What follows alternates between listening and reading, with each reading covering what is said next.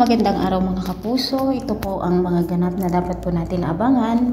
Mamaya dito lamang po sa Lilet Matias, Attorney Atlo.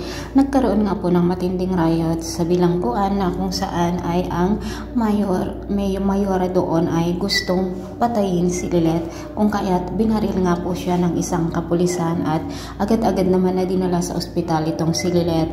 Umiiyak nga si Ses dahil sa nangyari dito sa kanyang anak-anakan at agad nilang binisita ang ating bida sa ospital. Binisita siya ng kanyang mga pamilya, kasama na rin si Ramir at si Kurt, at sinabi nga ni Kurt dito sa kanya na gusto talaga siyang patayin ng mayora, kung kaya't dapat umiwas siya dito. Samantala pinagalitan naman ni Attorney Alon si Ira dahil sinabi niya na baka siya ang may pakana nito.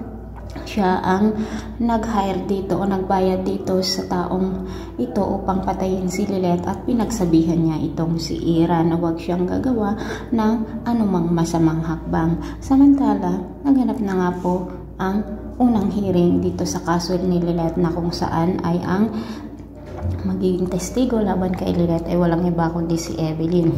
Nang tinatanong na nga ni Attorney Alon si Evelyn kung sino ang nakita niyang pumukpok dito kay Meredith, ay itinuro nga po niya si Lilet. Sumisigaw at umiiyak naman si Ses at sinabi niya na walang kasalanan at hindi kayang pumatay ng tao si Lilet, lalong-lalo pa at ang ina dito ang biktima.